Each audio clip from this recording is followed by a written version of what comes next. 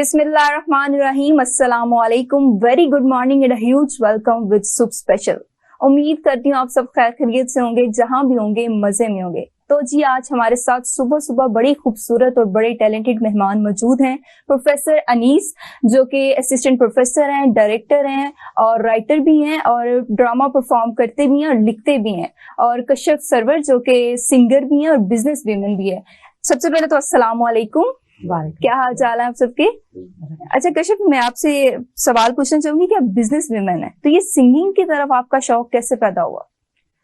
ये जी मुझे 2020 में कोरोना हुआ था and it became very critical and I lost my voice, तो विस्परिंग करना भी मुश्किल हो गया था। So when I regained it, तो अप्रोक्सीमेटली 8 months के बाद I was doing something and I was humming, तो मैंने कहा यार कश्यप तू गाना गाती थी। So I just started taking the training और बस करते करते सीरियस हो गई। It was just like. अच्छा प्रोफेसर साहब, मैं आपकी तरफ आऊंगी कि आप प्रोफेसर हैं, तो ये अदब का जिंदगी से ताल्लुक क्या है? Like all other arts, it's an art. But बाकी आर्ट्स में जैसे पेंटिंग में एक पेंटर जो है वो कलर्स के थ्रू अपने आप को एक्सप्रेस करता है। डांस में एक जो डांसर है वो बॉडी मूवमेंट के जरिए एक स्टोरी जो है वो प्रेजेंट कर रहा होता है। तो इसमें लफ्जों के साथ it's an art of words and letters जो है वो कम्युनिकेट किया जाता है। एक राइटर जो फील कर रहा है या जो ऑब्जर्व कर रहा है सोसाइटी में। और जाहिर अदब और जिंदगी का बहुत गहरा ताल्लुक है। अदब जो है वो जिंदगी से ही जनरेट होता है और ना सिर्फ अदब ये दिखाता है कि इस वक्त जिंदगी कैसी है, इस वक्त मुआशरा कैसा है, इस वक्त लोग कैसे हैं, बल्कि इसके साथ साथ अदब शायद ये भी दिखाता है, शायद नहीं बल्कि यकीनन ये भी हमें बताता है कि जिंदगी कैसी होनी चाहिए, असल जिंदगी क्या है, ये जीना किसे कहता है। तो अदब और जिंदगी का बहुत गहरा ताल्लुक है, दोनों एक दूसरे पे डिपेंड। अच्छा प्रोफेसर साहब, ये आपने बताया डायरेक्टर हैं आप, ड्रामा लिखते भी हैं और ड्रामा एक्ट भी करते हैं, तो ये सारी चीजों का स्टार्ट आपने लिया कैसे? एक्चुअली एक तो अदब पढ़ते हैं तो अदब में ड्रामा एक बहुत मजबूत जॉनरा है, बहुत फेमस है, तो वहां से भी जो है वो इंस्पिरेशन मिली। बाकी फिर यूनिवर्सिटी लाइफ में यूनिवर्सिटी के ड्रामेटिक क्लब में भी था और फिर समहाउ क्योंकि मैं लिखता था तो एक तो आप कह लें कि कुछ एक्टिंग की तरफ तो इस तरह से भी है कि कुछ टेक्निकल रेस्ट्रेंट्स होती थी कि बजाय इसके क्या बहुत से लोग हायर नहीं कर सकते क्योंकि आप कॉलेज यूनिवर्सिटी लेवल पे कर रहे हैं, तो फिर मजबूरन खुद भी साथ एक्टिंग जो है वो करनी पड़ती। तो ड्रामा की तरफ आने का एक वजह ये भी है कि it's a very strong medium. आप बहुत से लोगों को उनकी थिंकिंग को चेंज कर सकते हो, अपना मैसेज।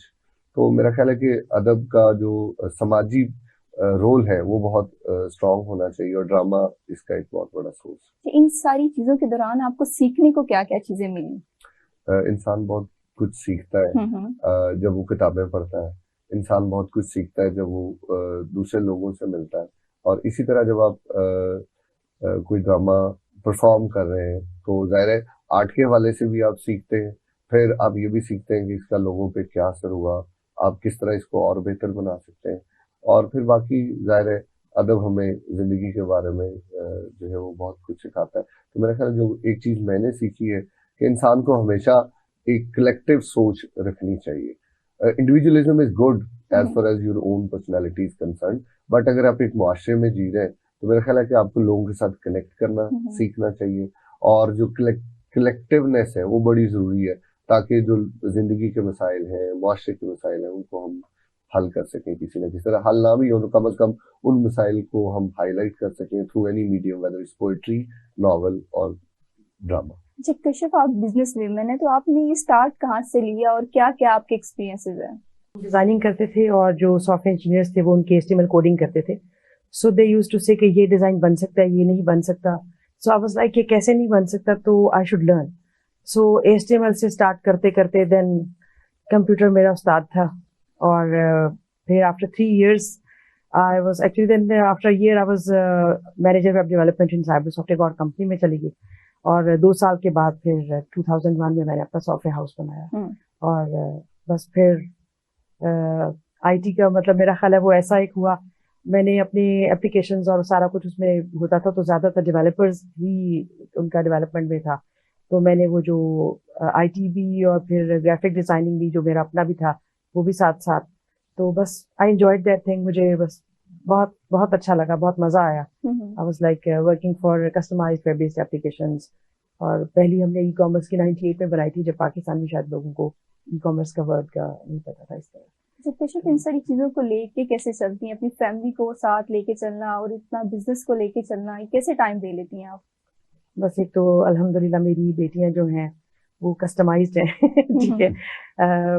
मतलब जैसे जाहिर है सब साथ देते हैं, लेकिन मैंने वैसे जैसे लोग होते हैं ना, ये और संभालेगा, ये करेगा, ट्यूशन पढ़ा रहे हैं, मैंने खुद बच्चों को पढ़ाया, मैंने खुद उनका, और वो भी माशाल्लाह कॉम्प्रोमाइजिंग थी, तो माशाल्लाह मतलब अच्छा चल गया। मैनेज कैसे कर लेती हैं? ये तो बहुत मुश्किल काम है इन सब चीजों को लेकर मैनेज करना। लेकिन मुझे लगता है कि अगर जैसे मर्द कमाए ना, तो वो मतलब वो मेरा ख्याल है उसकी खूबी है। इसी तरह औरत जितना मर्जी काम करे, अगर घर अच्छा नहीं है तो वो बैलेंस नहीं होता, और वो औरत की इंस्टिंक्ट में है, ठीक है। मतलब घर को मैनेज करना, बच्चे, ये सारा, तो ये साथ, it's part of the life. We can not exclude के ये एक काम करना, ये एक काम नहीं करना। बैलेंस करने के लिए we have to do both. तो प्रोफेसर साहब, पाकिस्तान की ड्रामा इंडस्ट्री को कैसे मजीद बेहतर बनाया जा सकता है? मेरा ख्याल है कि एक दौर था जब पाकिस्तानी ड्रामे, जिनको आज भी याद किया जाता है, वो बहुत ही क्लासिकल थे और लोगों की जिंदगियों पर उनका बहुत गहरा असर था। आज का जो ड्रामा है वो कमर्शियल ड्रामा है। इट मस्ट बी, आप कह लेंगे, चेंज। और वो जो चीज देखी जानी शुरू हो जाती है तो उसी तरह ट्रेंड पे चल पड़ते हैं। मतलब ऐसे ड्रामा नहीं बनाए जा रहे जो इशू बेस्ड हो, जो माशरे की इस वक्त की जरूरत है उसको केटर करें, जो आम लोगों के मसाइल को हाईलाइट करें। मैं ये नहीं कहता कि वो सिर्फ इनकलाबी हो, कमर्शियल एलिमेंट भी हो, but there should be some sort of variety. आज हम देख रहे हैं कि अगर एक तर्ज का ड्रामा चल पड़ा है तो हर टीवी चैनल पे उसी तर्ज के, तो वो एक बहुत ही मोनोटोनस है और आप कह लें हैकनीड किस्म का कंटेंट जो है वो क्रिएट किया जा रहा है। लाइक अब अगर मैं देखूं तो मेरा ख्याल है कि तमाम ड्रामों में कोशिश राइटर्स यही करते हैं कि बजाय इसके कि करेक्टर पे ज्यादा फोकस करें, they focus on dialogues. You know, if there is a cook in the house, वो भी फिलोसोफर आपको नजर आ रहा है, माँ भी फिलोसोफर है, लवर भी फिलोसोफर है, बिलवड भी फिलोसोफर है। So we have a lot of philosophers on the set. तो मेरा ख्याल है कि कैरेक्टर्स के साथ लाइंस को, वर्ड्स को जस्टिफाई होना चाहिए। इशू बेस्ड ड्रामास जो है वो बनाए जाने चाहिए, ना कि मार्केट को देखते हुए कि क्या बिक रहा है। ठीक है, बेचना भी मजबूरी है, बट आपने ट्रेंड भी तो चेंज करते हैं। You should be trend setter. तो आप अपनी आर्ट को इतना मजबूत करें कि अगर एक तरफ कमर्शियल ड्रामा चल रहा है तो आपका भी कंटेंट इतना पावरफुल हो कि it should capture the attention of the audience और व्यूअर्स। तो मेरा ख्याल है कि फिर weakness on the part of the कि वो कॉम्प्रोमाइज कर जाते हैं, तो कॉम्प्रोमाइज के साथ फिर ऐसा ही हमारे लोगों का मीडिया को लेकर बड़े नेगेटिव जो है ना उनकी राय है, तो इस राय को कैसे चेंज किया जा सकता है? इसका मीडिया का क्या किरदार है और लोगों का क्या किरदार है? अब देखें कि जिस तरह से पाकिस्तान में मीडिया जो है वो चीजों को प्रेजेंट करता है, जाहिर है तो लोगों ने आहिस्ता आहिस्ता, ऐसा नहीं है कि इन्होंने कभी एतमाद किया ही नहीं, ये नतीजा है बहुत सारे एक्शंस का जो पहले हो चुके हैं। तो अब मीडिया को अपना जो रोल है, जो उसका एक्चुअल रोल है, लोगों तक हकीकत को पहुंचाना, सच का साथ देना, जो पिछे हुए तबकात है उनकी आवाज बनना, मीडिया बनना शुरू कर दे तो लोग आज मीडिया पे एतमाद शुरू कर देंगे। अच्छा कशिफ, आपके बहुत से शौक थे, बहुत आपने अपनी जिंदगी में अचीवमेंट्स की, तो इन सब अचीवमेंट में आपको मुश्किलात क्या पेश आई? देखिए, मुश्किलात यही थी कि एक तो वो जैसे कहते ना कि आपको you have to stand on your own feet के हर काम करना है, so it is not an easy job. मतलब वो एक टाइम था, मुझे याद है, जब बस सुबह उठे और बाजार मतलब खाना बनाया, ये वो, आराम से बैठे टीवी देख रहे हैं, कबाब गर्म किए, वो खा लिया कुछ, ठीक है। जब आप जॉब पे जाते हो सुबह, you have to be there, उससे पहले कुकिंग करनी है, वहां पहुंचना एक जहादी कार्रवाई होती है पूरी औरत के लिए। तो यस, देखिए औरत ने जो भी है वो 2 जॉब्स तो उसकी फिर होती हैं, एक घर वाली वो, ठीक है, फिर बच्चों को मैनेज करना, देखना है, कोई कभी गेस्ट आ गए, कभी you have to manage everything. और फिर ये कि जब काम में आपने, एंड आई एक्चुअली बिलीव कि वो एक्सक्यूजेस नहीं देने कि आज ये हो गया, आज घर में वो हो गया, घर का घर में, ऑफिस का ऑफिस में, so you have to actually work. तो और फिर जाहिर है आपके खासतौर पे आईटी में तो फीमेल्स तो थी ही नहीं, तो आपने मेल्स के साथ compete करना है, तो आप ये नहीं कर सकते कि आज मैंने छुट्टी कर ली, आज ऐसा कुछ हो गया। तो मैंने कभी छुट्टी नहीं की, बल्कि मेरी जब छोटी बेटी पैदा हुई है तो 3 दिन के बाद with her I was in office. ये मेरा अपना था, लेकिन स्टिल ठीक है, मतलब ये था कि ज़रा अपने कमिटमेंट्स की नहीं, आपकी डेडलाइंस हैं, you can not just sit at home and enjoy कि अब आप रेस्ट कर रहे हैं। इसलिए इन सब चीजों में आपको फैमिली सपोर्ट कितने मिली? उसके बगैर तो खैर कोई काम नहीं कर सकता, लेकिन हमारा थोड़ा सा एक अनफॉर्चुनेट ये है कि जो फीमेल्स, वर्किंग फीमेल्स हैं, शायद उनकी फैमिली, मतलब अब मैं ज़ाहिर काउंटर पार्ट के हवाले से बात कर रही हूँ, कि वो फिर एक्सपेक्ट करते हैं कि ये अब सब कुछ ये करे, तो वो भी गलत है। एक सपोर्टिव होना, फीमेल जो इतना काम करे कि वो सपोर्टिव हो, शुड बी डन। ये नहीं है कि आप उसके ऊपर सारा बर्डन डाल दो, लेकिन बहरहाल ये हमारे एक सोसाइटी में है इशूज।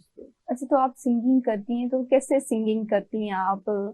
अपनी जब फ्री टाइम में सिंगिंग करती हैं, जाहिर आप बिजनेस वुमेन भी हैं, तो फ्री टाइम में सिंगिंग करती हैं, अपने शौक को कैसे बरकरार रखती हैं? जी, मेरी डेली तकरीबन 3 to 4 आवर्स की क्लास होती है। ओह, अच्छा, प्रॉपर टाइम देती हैं आप? प्रॉपर टाइम देते हैं। देखिए, मतलब किसी भी चीज को मेरा ख्याल है कि आप if you love that thing, you have to give that time. तो टाइम देना पड़ता है, वो ये कर विद्या है इसको, जो सिंगिंग को कहते हैं कर विद्या। ये कोई मिरासी नहीं है कि आपने मतलब बाप दादा से, आपको करना पड़ता है। बड़े बड़े सिंगर्स के बच्चे कुछ नहीं बने, और बड़े बड़े आम लोग उठ के बन गए कुछ। तो बेसिकली दे हैव प्रैक्टिस, उन्होंने उसको टाइम दिया। ये तो definitely you have to give the time. अच्छा, सॉरी, एक सवाल इन्होंने जो पहले बात की उससे मैं पूछना चाह रहा था। इन्होंने औरत की इंस्टिंक्ट है कि वो बाहर भी संभालती है और घर भी उसकी जिम्मेदारी। इजंट इट सोशल ट्रेनिंग, या इसको इंस्टिंक्ट से हम कैसे? देखिए, हाँ, देखिए बात ये है कि जैसे मेरा ख्याल है कि मर्द by nature, I am not saying that everybody, लेकिन एक जो टेम्परामेंट होता है ना, वो सोचता है कमाने का, हमारा जैसे सोसाइटी का ऐसा, ठीक है। फीमेल को एक शौक होता है उसको घर को सजाने का, बच्चों को पालने का अच्छे तरीके से, एक ग्रूमिंग का, हर चीज की, ठीक है, एक management. And I tell you कि females are very good administrators, they are very good managers. ये अल्लाह ताला ने उनके अंदर एक बिल्ट इन फीचर डाला है, पेशेंस उनमें ज्यादा है, they can actually do the things better in this way. अच्छा, तो सचिन साहब, मौजूदा निज़ाम तालीम है, उसको कैसे बेहतर बनाया जा सकता है? आपकी क्या राय है? मुझे तो पहले तो ये लगता है कि इस वक्त तालीम का तो कोई निज़ाम है ही नहीं। बस ये है कि एक प्रैक्टिस है कि बच्चा जब 3-4 साल का हो जाए उसे स्कूल छोड़ा जाए, वो 10-12 साल, 14 साल, 16 साल वहां पढ़े, उसके बाद जॉब ढूंढे। हमारा फिलहाल एक तरह ये से ट्रेंड है, ये रवाज ज्यादा है और निज़ाम कम है। तो अगर हम इसको निज़ाम, इससे पहले मैं ये सवाल आपसे पूछूंगी कि ये जो ट्रेंड है, छोटे से बच्चे को हम स्कूल भेज देते हैं, उसको कुछ सीखने का मौका नहीं मिलता, तो ये ट्रेंड को हम कैसे आहिस्ता आहिस्ता पीछे कर सकते हैं? पेरेंट्स की भी क्लासेस होनी चाहिए एक्चुअली, उनको भी पहले ट्रेन किया जाना चाहिए कि before you know a couple is going to have a child, उनकी पहले ट्रेनिंग हो कि if you are going to have a child तो आपको ये चीजें, क्योंकि हमारे यहाँ पे छोटा सा बच्चा स्कूल भेज दिया जाता है, भारी सा बैग लेके, वो सारी चीजें वो कैसे मैनेज करे, वो तो फिर एक ही लाइन में लग जाता है, उसे बाकी चीजें तो नहीं समझ आ सकती ना। एग्जैक्टली, उसकी क्रिएटिविटी तो कहीं ना कहीं बचपन में ही, कि आपने 3.5 साल 4 साल की उम्र में जब उसने खेलना था, सीखना था, माँ का प्यार लेना बनना था, अच्छा ऑब्जर्वर बनना था, तो वो उसमें आपने किताबों का बोझ ला दिया, और स्कूल वालों ने भी जाते ही पेंसिल पकड़ा दी कि ये लो राइटर बन जाओ, लिखना शुरू करो। यानी जैसे हम बोलना शुरू करते हैं, मतलब कुछ देर हम सुनते रहते हैं, फिर हम बोलते हैं, तो वहाँ तालीम जो दी जाती है वो बिल्कुल उलट है। जाते ही लिखना और पढ़ाना शुरू करते हैं। पहले उनसे बातचीत करो, वो आपको सुने और एक्सपीरियंस करें, उसके बाद फिर राइटिंग की तरफ आओ, तो वो सारा कुछ ही बहुत। अच्छा, वैसे मैं टोटल सॉरी बट मुझे ना, मैंने वो एक वाक्य सुना हुआ था कि एक खातून अपने बेटे को लेके गई एक बुजुर्ग के पास, कि 1 साल का था, कि मैं चाहती हूँ कि आप इसकी ट्रेनिंग करें। तो उन्होंने कहा कि 1 साल आपने कहाँ वेस्ट किया। तो आई हैड दिस कॉन्सेप्ट, और जैसे जापानीज को भी है कि 3 साल तक बच्चा बन जाता है। तो मैंने तो बच्चा जब पैदा होने से लेके मैं उसके साथ हर वो बात करती थी जो मुझे लगता था कि उसको सिखाना है। And I tell you this turn out to be, माँ को करनी भी चाहिए। और आपको मैंने हर चीज, अब जैसे आउट ब्लॉक्स, ये येलो वाला दें, अब ये ग्रीन वाला दें, ये स्क्वायर शेप, नहीं ये सर्कल पीछे कर दो, आई मीन बातों में, ठीक है। और उसका फायदा ये हुआ कि माशाल्लाह दोनों मेरी बेटियां स्टैंड आउट करती हैं, मतलब एंड दे आर, मतलब मुझे ऐसा लगता है कि जितना बच्चा छोटा होता है उतना लर्निंग पोटेंशियल उसमें ज्यादा होता है।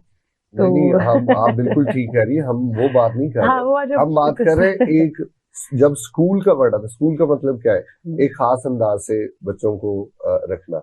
जो सही। घर पे ट्रेनिंग मिल रही है वो ट्रेनिंग उसे जरूर मिलनी चाहिए। सही, वो तो उसकी वो ट्रेनिंग तो शुरू हो लाजमी जाए। है। अच्छा, आप कुछ सिखा रहे बच्चे को या नहीं सिखा रहे, वो सीख रहा है, वो आपके बिहेवियर से सीख रहा है, आपकी लैंग्वेज से सीख रहा है, बल्कि जो देख रहा है वो सीख रहे हैं। माहौल से एक्चुअली सीख रहा है। यस, बल्कि मेरा अपना एक कॉन्सेप्ट है, मैं ये कहता हूँ कि बच्चा जो आप उसको कह रहे हैं ना उससे नहीं सीखता, जो उसको आप नहीं कह रहे उससे ज्यादा सीखता है। मीन जो आप कर रहे हैं, जब इंटेंशनली आप उसको सिखाना चाह रहे हैं, उससे कभी भी बच्चा नहीं सीखेगा। अच्छा, तो मेरा ये सवाल था कि जो मौजूदा निज़ाम तालीम है उसको कैसे बेहतर बनाया जा सकता है? उसको बेहतर करने के लिए सबसे पहले तो हमें अपना जो एग्जामिनेशन सिस्टम है उसको बदलना होगा, जो फुली क्रैमिंग को सपोर्ट करता है। हमें ये भी देखना होगा कि हमने अपने बच्चों को किस मीडियम में तालीम देनी है। हम आज तक उर्दू इंग्लिश मीडियम से बाहर ही नहीं आ सके।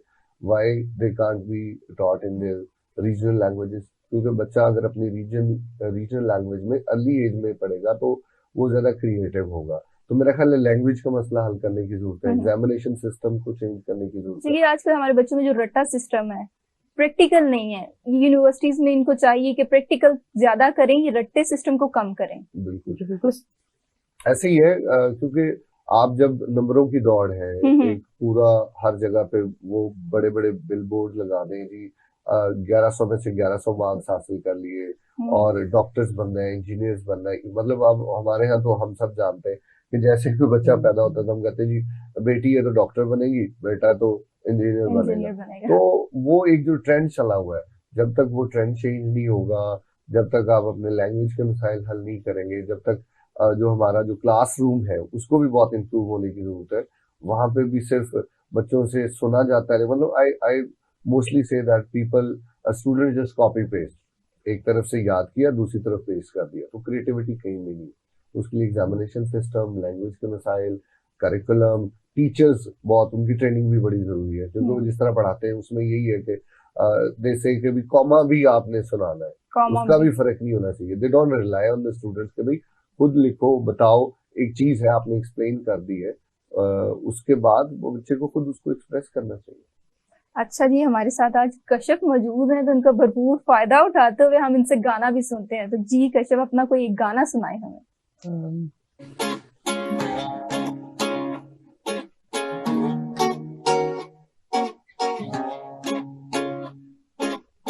जब से मुझे तू मिल गया, ना जाने मुझको क्या हो गया, छाया है ये कैसा नशा, तू ही बता ओ दिलबरा। तेरे आने से हर लम्हा खुशबू की तरह महका, मेरा सब कुछ नाम तुम्हारे हुआ। इश्क महका, इश्क बाजार, इश्क तड़पा रे, इश्क महका, इश्क बाजार, इश्क तड़पा रे, इश्क हंसा, इश्क रुला, इश्क सताए, इश्क बहला, इश्क सहला, इश्क बहकाए, इश्क।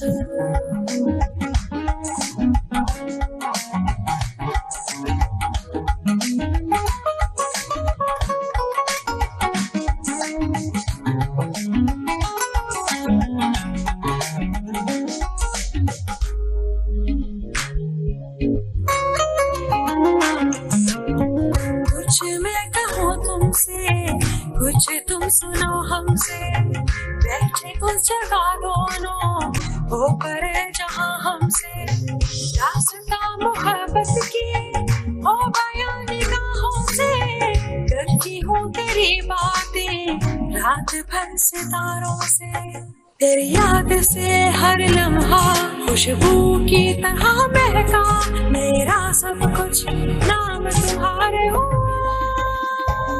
इश्क इश्क हो, इश्क इश्क हाँ, इश्क इश्क जान इश्क, तू इश्क इश्क में इश्क इश्क क्या इश्क इश्क वाह इश्क।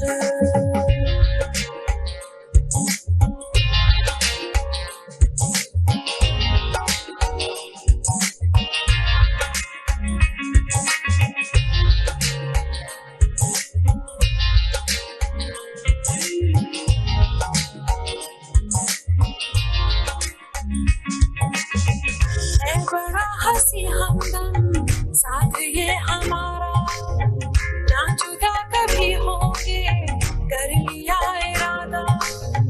ये मेरी गुजारिश है टूटे ना कभी अपना, हाथ हाथों में लेकर कर लिया जो वादा। तेरे प्यार से मौसम दिल का खुशबू की तरह महका, मेरा सब कुछ नाम तुम्हारे हुआ। ये इश्क इश्क वो इश्क इश्क हाँ इश्क इश्क जा इश्क, वो इश्क इश्क में इश्क इश्क क्या इश्क इश्क वाह इश्क। जब से मुझे तू मिल गया, ना जाने मुझको क्या हो गया।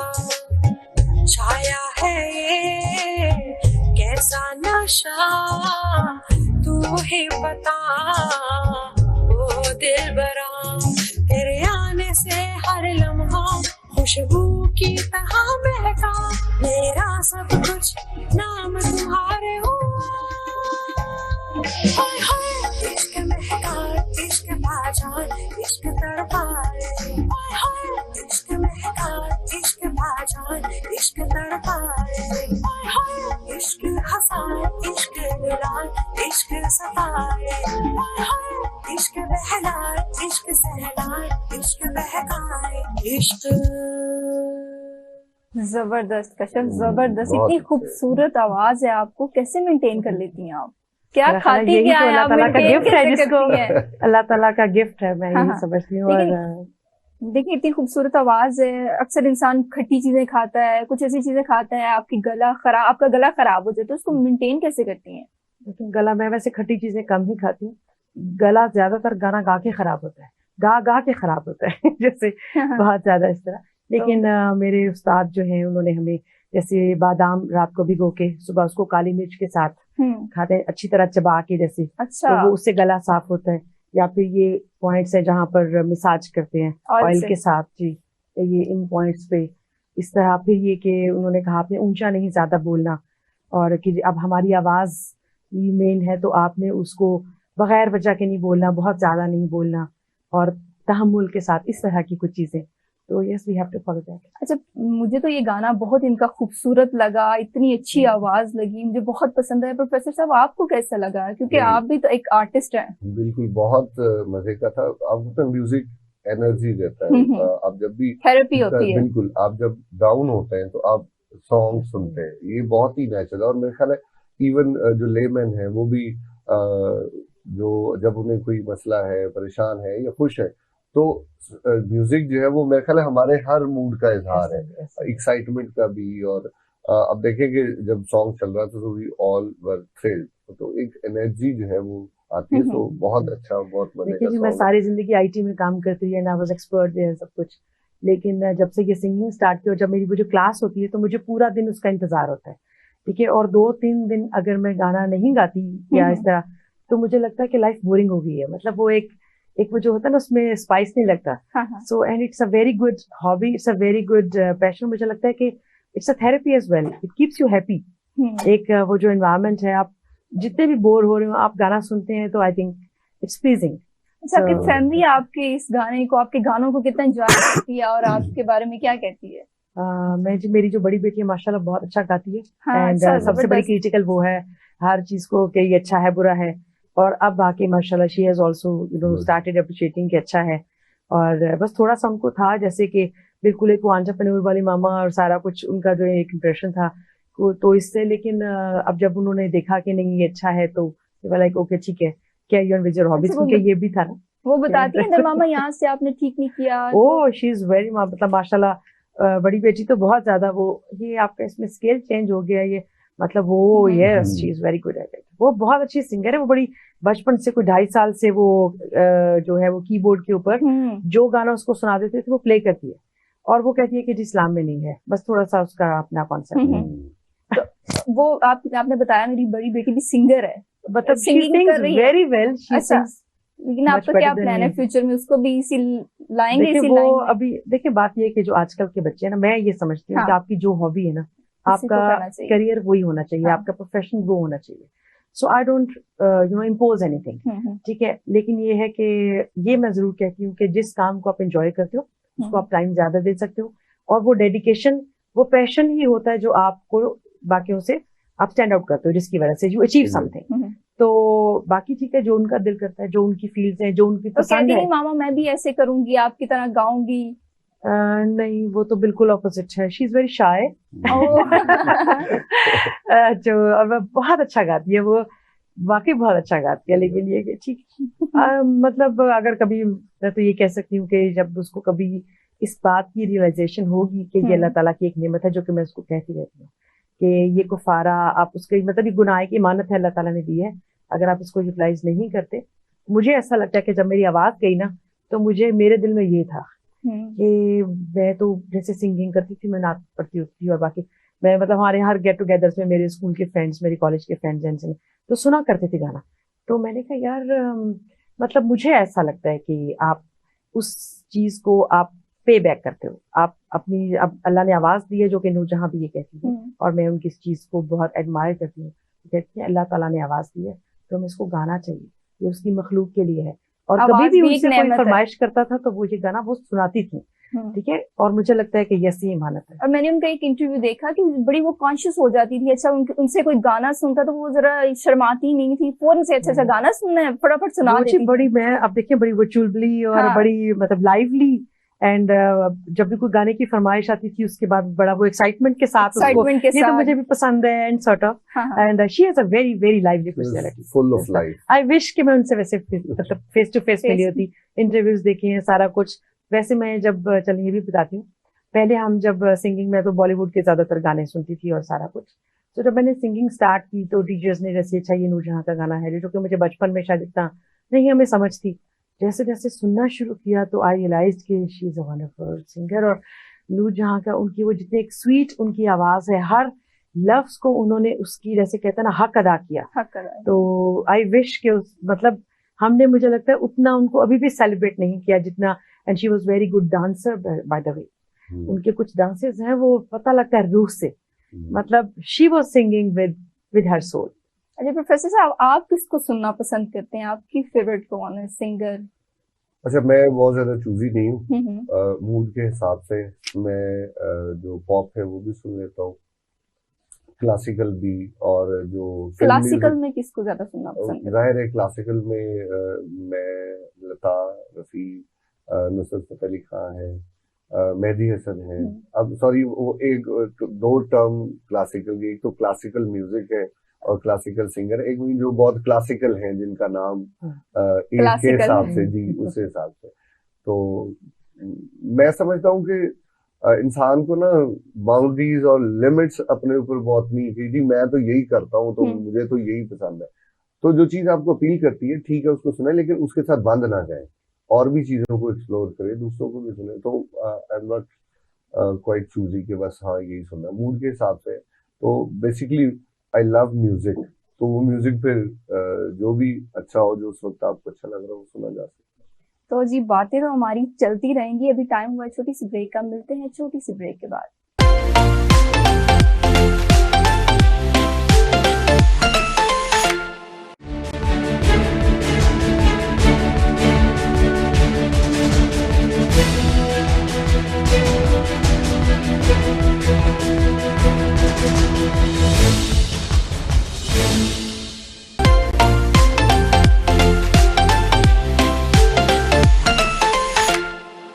वेलकम बैक नाज़रीन, welcome back with soup special. मैं प्रोफेसर साहब की तरफ आऊंगी कि प्रोफेसर साहब, मैंने आपसे शुरू में एक सवाल पूछा था कि अदब का जिंदगी से ताल्लुक क्या है। अच्छा, अदब कुछ डिफरेंट चीज है या इसका बस लफ्जों का हेर फेर ही है? ये बड़ा अच्छा सवाल है, क्योंकि मोस्टली ये समझा जाता है कि शायद जिस तरह बाकी जो मटेरियल ब्रांचेस ऑफ नॉलेज है, लाइक फिजिक्स है, केमिस्ट्री है, लोग कहते हैं कि उसका कोई ना कोई फायदा है, कोई मटेरियल फायदा है, तो अदब का क्या फायदा है। तो ये लोगों के जहन में आता है ये क्या शेर लफ्जों को इधर उधर करके। तो मेरा ख्याल है कि जहाँ बाकी जो ब्रांचेस ऑफ नॉलेज है वो हमें मटीरियली डेवलप होने में हेल्प करती हैं, नई चीजें हम बनाते हैं, ये सारी टेक्नोलॉजी, ये सारा कुछ ज़ाहिर साइंसेस की बदौलत है। तो मेरा ख्याल है जहाँ बाकी जो ब्रांचेस ऑफ नॉलेज हैं वो मैटर के लिए हैं, तो अदब शायद रूह के लिए। इंसान को कैसा होना चाहिए, कैसा बनना चाहिए, उसके फ्लॉज क्या है। मैं कहता हूँ अदब जो है वो एक डायग्नोस्टिक लेबोरेटरी की तरह, मुआशरे की एक लेबोरेटरी है, रूल्स ऑफ लाइफ। एग्जैक्टली। और अदब हमें बताता है कि मुआशरे में कहाँ मसाइल है, इंसान किस तरफ जा रहा है, उसकी डायरेक्शन को ठीक करता है। और एग्जैक्टली सब कुछ, मेरा ख्याल है कि कोई ऐसी फील्ड ऑफ लाइफ नहीं है जिसको अदब केटर नहीं करता। हर चीज के बारे में आपको एक गाइड की तरह गाइड करता है, और आपकी रूह को, यानी आपको सबसे बड़ी बात है, इंसान को इंसान बनने में अदब बहुत हेल्प करता है और बताता है कि कहाँ पे, बिकॉज इट मिरर्स लाइफ। तो जब आप मिरर के सामने खड़े होते हैं तो आपको आपका असल चेहरा जो है वो नजर आ रहा होता है, जो कि हम मोस्टली देखते नहीं है। मोस्टली हम अपने हकीकत से नजरें चुराते हैं। लेकिन अदब, कोई भी मुल्क आप देख ले, जहां भी इनकलाब आए हैं, चेंजेस आई है, वहां का अदब सच्चा था, वो मुआशरे को वही दिखाता था जो वो है।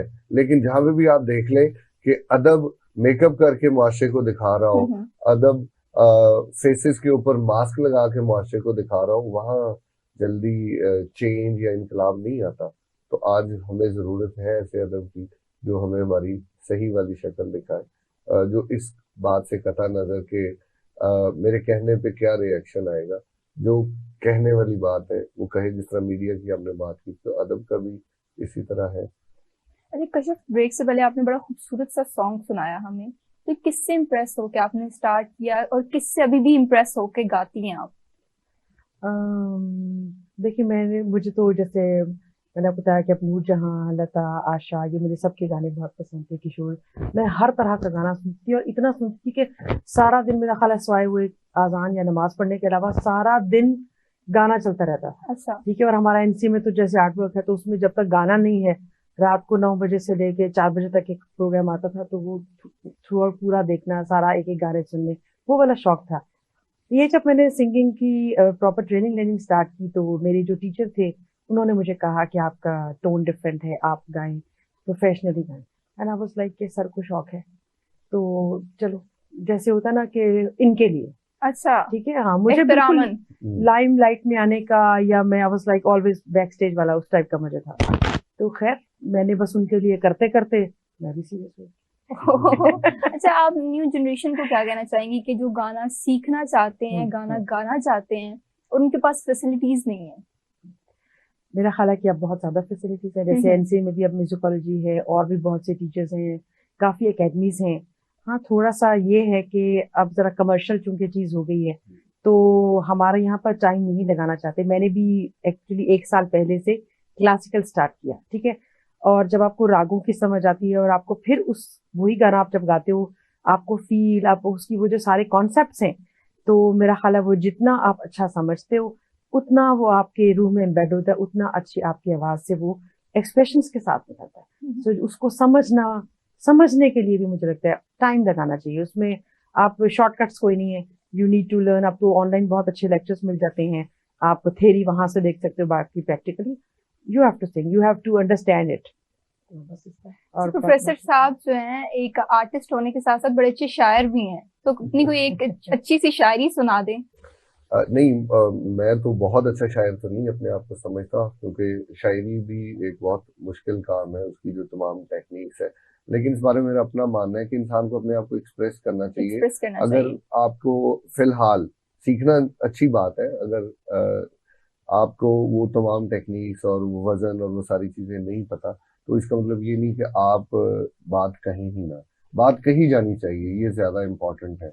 और क्या बात कही जा रही है ये भी जाहिर है इम्पोर्टेंट है। तो बस एक्सप्रेस करते हैं अपने आप को, और जिस जुबान में भी किया जाए वो, मैं जुबान के बारे में भी क्या उसको लिमिट्स नहीं लगाता कि अब आप लोग कहते हैं लाजमी भी अपनी नेशनल लैंग्वेज में करो, या लाजमी अपनी जिस जुबान में आप अपने आप को आपका खुद का शौक कौन सा? जी बिल्कुल, खुद का शौक मैं इंग्लिश में ज्यादा लिखता हूँ, उसके बाद उर्दू में, और फिर पंजाबी में।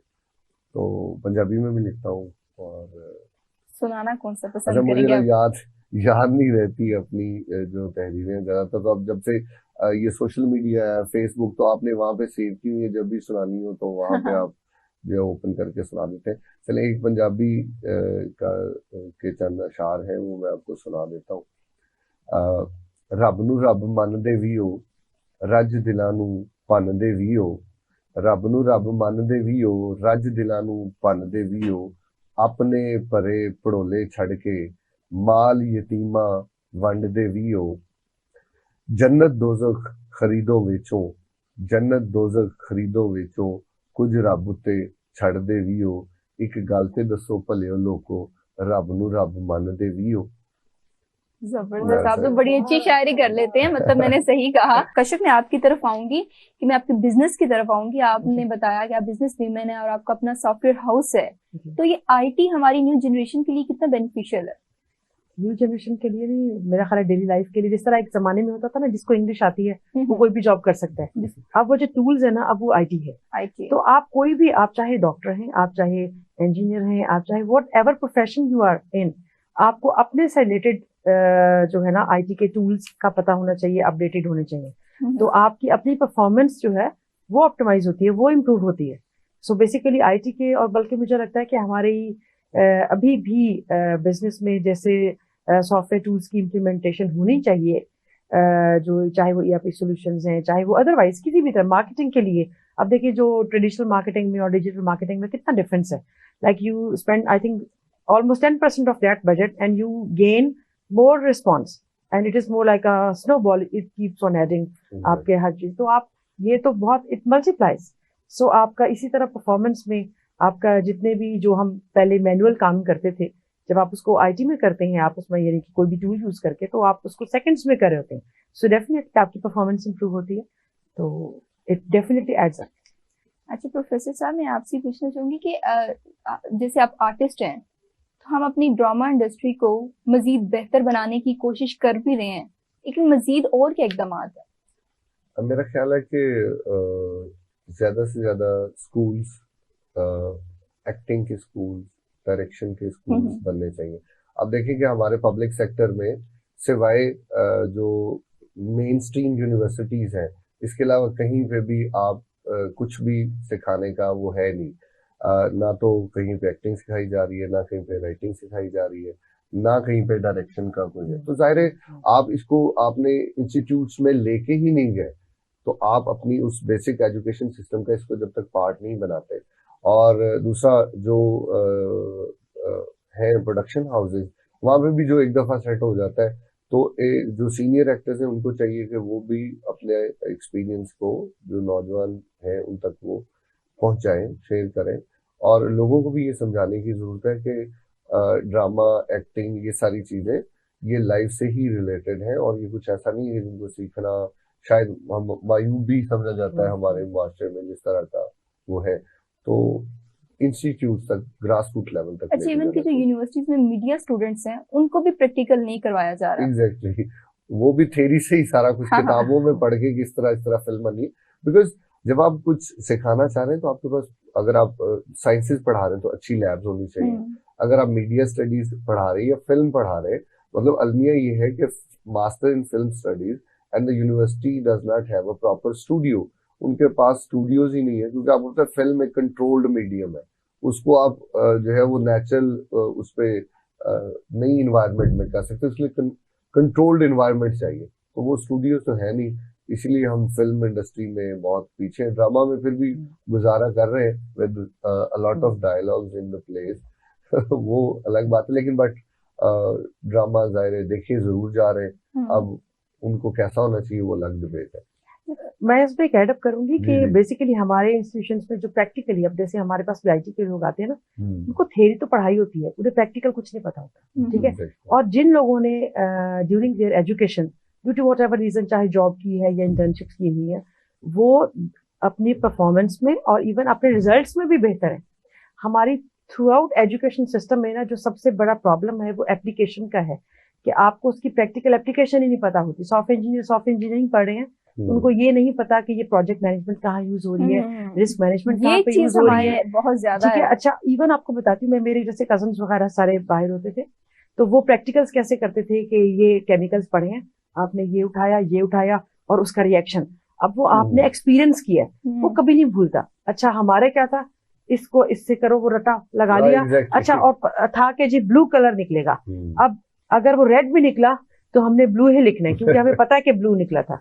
सो मुझे लगता है कि वो चीज हमारी लाइफ में ना, चाहे वो आईटी है, चाहे वो ये ड्रामा प्ले है, व्हाटएवर, हमें उनको प्रैक्टिकल एप्लीकेशन में जो है ना लेकर आना चाहिए, उसको सिखाना चाहिए रियल लाइफ में कि इसकी एप्लीकेशन क्या है, जो भी सब्जेक्ट हम पढ़े उसको। जनरली भी ये अलमिया है हमारी सोसाइटी का। हमारा थेरेटिकली हम और होते हैं, लाइक थेरेटिकली हम फलां नजरिए से हम, लेकिन अमलन हमारे अंदर वो कोई चीज रिफ्लेक्ट नहीं होती। जैसे we all claim to be true and ardent Muslims, लेकिन इस्लाम को हम प्रैक्टिस करते नहीं है। तो ये जो तजाद है ये सिर्फ इंस्टीट्यूट्स में नहीं है, पूरी सोसाइटी में है कि आपका नजरिया और है, आप प्रीच कुछ और कर रहे हो, लेकिन आप जब अमल की बात आती है तो आप बिल्कुल उससे डिफरेंट। तो फॉलो फेल का जो तजाद है, जैसे है, I learned Arabic 2 years back, मुझे शौक था इस तरह। एंड मुझे लगता है क्योंकि आप देखें, आप लोगों के पढ़ते हैं तर्जमे या तफसीरें, वो बाय द टाइम चेंज होती हैं, और शायद कुरान अल्लाह ताला ने ऐसा एक बनाया है कि जिसमें आप जो पढ़ता है ना, उसके पर्सपेक्टिव से, उसकी यानी कि उसकी समझ के हिसाब से बात समझी जाती है। तो अगर आपको, हमें अरबिक ही नहीं आती हमारे यहाँ पर, मतलब हम वो रटा मार के पढ़ लिया या उसको देख के पढ़ लिया और मतलब भी नहीं आ रहा, और आप देखें कि जो मुस्लिम कंट्रीज में we are the only ones जिनको अरबिक नहीं आती। And I think this is like we should be ashamed of कि हमने इंग्लिश भी सीख ली, फ्रेंच भी सीख ली, बच्चों को जर्मन भी आती है, मगर व्हाई नॉट अरबिक? तो एक अरबिक का भी सब्जेक्ट होना चाहिए। Yes, I believe in that. मतलब मुझे ये लगता है कि हम दूसरों ने क्या कुरान को समझा उसकी बजाय जो है, देखिए हमारा मीन्स ऑफ कम्युनिकेशन, हमने जब समझा ही नहीं कि वो क्या कहा है, तो हमने उस पर अमल क्या करना है। ये भी है। तो प्रोफेसर साहब, आप आर्टिस्ट भी हैं और इंग्लिश लिटरेचर के टीचर भी हैं, तो ये सारी दोनों चीजें बहुत डिफरेंट है, इनको मैनेज कैसे करते हैं? अच्छा, मैं मानता हूँ कि if a teacher is not a good actor, he can not be a good teacher. अगर आप, क्योंकि you have to inspire your students, whatever you are teaching, आपको डेमोन्स्ट्रेट करना होता है। दूसरी बात ये कि जिस तरह एक एक्टर एंटरटेनर होता है, if you not entertain the class, mean not in the strict sense of the word, but you have to engage them. Involvement उनकी जब तक वो, आप उनको इन्वॉल्व नहीं करोगे, सिंपल आप पढ़ाई जा रहे हैं, बताई जा रहे, इक्वेशन बताई जा रहे, हिस्ट्री बताई जा रहे, दे विल बी लाइक ये क्या? तो मेरा ख्याल है कि आपको क्लास को बहुत ही इंटरेस्टिंग बनाने के लिए you have to be a good actor, और साथ में जाहिर है कि फिर आप डायरेक्टर भी होते हो, बच्चों को फिर आप बता रहे हैं इस तरह नहीं, इस तरह करो, ये करना चाहिए, ये नहीं करना चाहिए। सो दे आर वेरी मच। आप इतने अच्छे आर्टिस्ट कैसे बन गए? आपको टीच किसने किया? अच्छा, मैं तो नहीं समझता कि मैं बहुत अच्छा आर्टिस्ट हूँ, बट आई मतलब अब मैं समझ लें कि I am just a student of art. तो बस जब आप फिल्म देख रहे हैं, ड्रामा देख रहे हैं, तो भी आप सीख रहे हैं। और ख़ासतौर पे मेरी जो यूनिवर्सिटी है, जिस यूनिवर्सिटी में एमफिल है, वहाँ से बेसिकली मेरा जो है वो शौक हुआ। उसके अलावा मैंने ट्रैफिक पुलिस में जॉब की, वहाँ पे जो है वो हमारा रेडियो चैनल था, तो बेसिकली उस रेडियो चैनल पे, यानी कि आपके तो बहुत सारे एक्सपीरियंसेस है।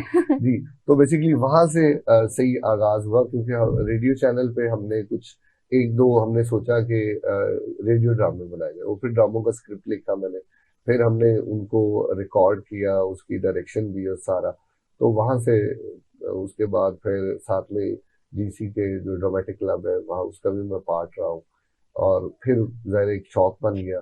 तो मैं स्ट्रीट थिएटर भी, हमारे जो कॉलेज साइड की जो यूनियन है, अगर कहीं पे हम धरना दे रही है कि वे एहतजाज कर रहे हैं, तो वहाँ पे फिर हम थिएटर भी करते हैं साथ, और बच्चों को भी एडवेंचर भी होते हैं आपके साथ।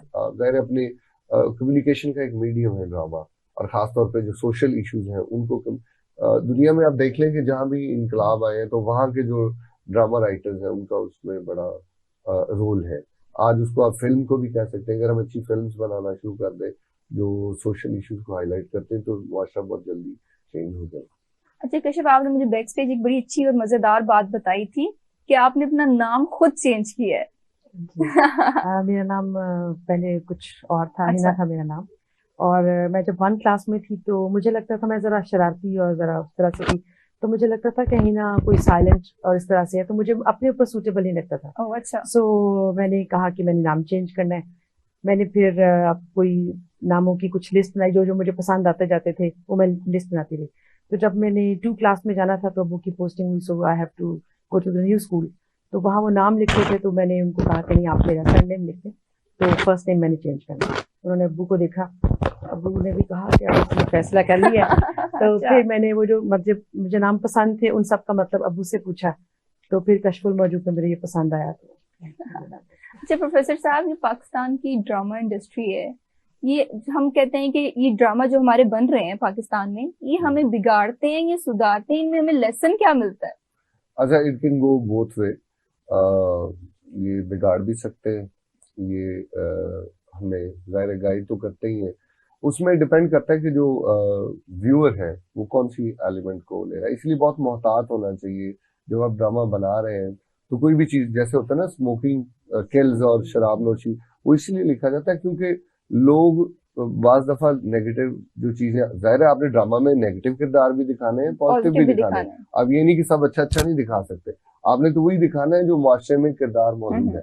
तो समटाइम लोग उससे जो है वो बुरी चीजों को भी पिक कर लेते हैं। लेकिन ये है कि ड्रामा का जो मकसद तो लोगों को सिखाना है कि किस तरह मिसाइल से आपने निपटना है। तो वो इंडिविजुअल्स पर डिपेंड कर सकता है कि कोई विलन से मुतासर होता है, कोई हीरो से मुतासर होता है। सेटअप मुझे एक ड्रामा याद है इंडिया का, हम देखे थे, उसमें ना बड़ा वो दिखाते हैं, एक औरत बड़ा उसका नेगेटिव रोल था और उसका थ्रू आउट दिखाते हैं कि विन विन सिचुएशन उसी की थी। एंड में आके मतलब वो जो फेलियर सारा वो बिल्कुल एक लास्ट एपिसोड में लास्ट सीन था।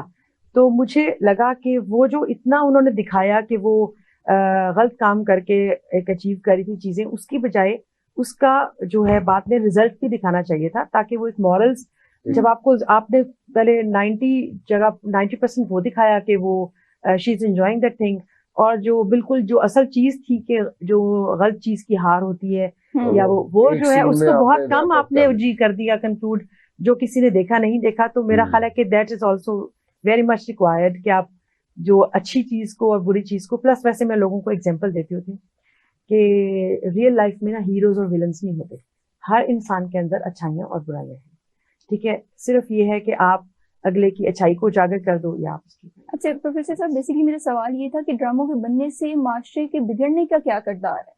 अच्छा, मुआशरा ड्रामों से मेरा ख्याल है कि बिगड़ना उसकी जिम्मेदारी हम नहीं कह सकते, लेकिन ये है कि बिगड़े हुए मुआशरे की कासी ड्रामा जरूर करता है कि मुआशरा बिगड़ रहा है। तो वो अगेन कुछ इंडिविजुअल एग्जांपल्स हो सकते हैं। इसलिए जो कंटेंट होता है, जो राइटिंग है, वो बहुत ही एक राइटर जो होता है उसके ऊपर बहुत बड़ी जिम्मेदारी होती है कि उसने इतनी ज्यादा लोगों तक उसकी आवाज जानी है, तो वो आवाज ऐसी होनी चाहिए जो लोगों को इंस्पायर करे, ना कि दूसरे लोगों को डिट्रैक्ट करे। इसीलिए कौमों को बनाने में, बिगाड़ने में ड्रामा अपना बहुत अहम रोल प्ले करता है। नहीं, बिगाड़ने से मुराद ये नहीं है कि जरूरी है कि लोगों ने गलत काम करना शुरू किया। फॉर एग्जाम्पल, अगर ड्रामा असल मसाइल से हटके और ही मसाइल की तरफ लोगों की तवज्जो ले जाता है और जो असल मसाइल है उन पे बात ही नहीं कर रहा, लोगों को पैसिफाई कर दिया है, लोग बस अपनी दुनिया में मगन है, वो कि वो अच्छा है, मतलब अपीलिंग है, उसमें मॉरल लेसन भी है, लेकिन वो सोसाइटी के उन इशू से आंखें चुरा के और लोगों को लाइक वो डोमेस्टिक इश्यूज भी है, लेकिन वो एक खास तरह की स्टोरीज और ऐसे पाकिस्तानी ड्रामों को अगर मैं देखूं तो ऐसा लग रहा है कि जैसे इस वक्त पाकिस्तान का सबसे बड़ा जो मसला है वो मोहब्बत का है। हाँ। अगर ये मसला हल हो गया तो मेरा ख्याल है पाकिस्तान के सारे मसाइल हल हो जाएंगे। ना यहाँ पे कोई इकोनॉमी का इशू है, ना यहाँ पे लोगों को जॉब्स का कोई मसला है। तो ये चीज जो है वो मेरा ख्याल है कि बजाय इसके लोगों का पैसिफाई करें, लोगों की तवज्जो असल मसाइल से हटाएं, तो उसको अपना जो रोल है जो एक्चुअल वो प्ले करना चाहिए। जी कशिफ, ये आर्टिफिशियल इंटेलिजेंस का मैं आपसे एक सवाल पूछना चाहूंगी, ये मेरे जहन में बहुत खटक रहा था कि आर्टिफिशियल इंटेलिजेंस को लोग कहते हैं कि इसकी वजह से लोगों की जॉब जा रही है, लोगों को नुकसान हो रहा है, लेकिन हम उसके पॉजिटिव वे में नहीं जा रहे कि लोगों को इससे फायदा कितना हो रहा है। देखिए, मैंने जिस तरह जब मैंने ग्राफिक डिजाइनिंग का ये करना था, इनसे जाना था, तो मुझे था किस फील्ड में जाना है। तो एक ग्राफिक डिजाइनर थी जिन्होंने मुझे कहा कि अब कंप्यूटर्स आ रहे हैं तो बस अब तो इसका कोई स्कोप नहीं है, ये है वो है। लेकिन आप देखें, by the time I realize कि वो ग्राफिक डिजाइनिंग ज्यादा इन हुई, ज्यादा उनकी डिमांड हुई, क्योंकि हम कंप्यूटर को ऑपरेट करने के लिए भी तो ह्यूमन बीइंग्स ही चाहिए। इसी तरह जो आपके एआई टूल्स हैं उसको भी बेशक वो आपका जो परफॉर्मेंस है, जो भी आपको कमांड दी है उसको जल्दी एग्जीक्यूट तो कर देते हैं, लेकिन कमांड तो इंसान नहीं देनी है, ठीक है। हाँ, वो एक अच्छा ऑफिस असिस्टेंट हो सकता है, वो अच्छा एक आपकी बात मान सकता है, बट ये आपने कमांड आप नहीं देनी है, वो इंटेलिजेंस आपकी ही है। तो बाकी देखिए चीजें बहुत एडवांस में हो गई हैं, जॉब का तो मेरा ख्याल है हमारा पहली बात तो ये कॉन्सेप्ट चेंज होना चाहिए ना, कि हम बस पता नहीं क्यों हम लोग सिर्फ जॉब के बारे में सोचते रहते हैं। हम क्रिएटिव होके ज्यादा सोचना चाहिए कि हम जॉब क्रिएटर्स भी हो सकते हैं। हम आई डोंट नो। प्रोफेसर साहब आपका क्या कहना है, आप स्टूडेंट्स को पढ़ाते भी हैं? मेरा ख्याल है कि जैसे जैसे मशीन आती गई है, जाहिर है उसका असर तो हुआ है। जहाँ पे उसने बहुत से लोगों के लिए, जहाँ लाइक मशीन के आने से हुए, जहाँ पहले 100 लोग काम करते थे वहाँ 10, फर्क तो पड़ता है, लेकिन जाहिर है इंसान कभी रेलेवेंट नहीं हो सकता। तो मैं एक सवाल, मतलब I am curious about this thing, जिस तरह आर्टिफिशियल इंटेलिजेंस तेजी से बढ़ रही है, या जिस तरह हॉलीवुड में ऐसी मूवीज बनाई गई जी कंप्यूटर इंडिपेंडेंट हो गया और it has started controlling thing, जब आप सब कुछ कंप्यूटर पे शिफ्ट कर देंगे तो is it possible that computer will take over? क्या अभी तक हो सका है? क्या अभी तक देखिए, आप कंप्यूटर तो आपकी इंस्ट्रक्शंस को फॉलो करता है, ठीक है। आपने उसको कहा कि अगर लेट्स से अगर ग्रीन आया तो आपने इस तरफ चले जाना है, अगर रेड आया तो आपने रुक जाना है, तो इंस्ट्रक्शंस तो आप दे रहे हैं, वो तो आपकी कमांड है, यस नो कमांड है ना कंप्यूटर का लॉन्ग टर्म, ठीक है। तो आपने वो जो एनालिसिस है उसको जज करना है, जो हमारा ह्यूमन ब्रेन काम कर रहा है वो तो नहीं कंप्यूटर कर। तो जी बहुत शुक्रिया आप सबका। ये था आज का हमारा प्रोग्राम। इंशाल्लाह कल मुलाकात होगी। अल्लाह हाफिज विद सुप स्पेशल। और अपने प्रोग्राम के एंडिंग में मैं कशिफ का गाना जरूर सुन के जाऊंगी।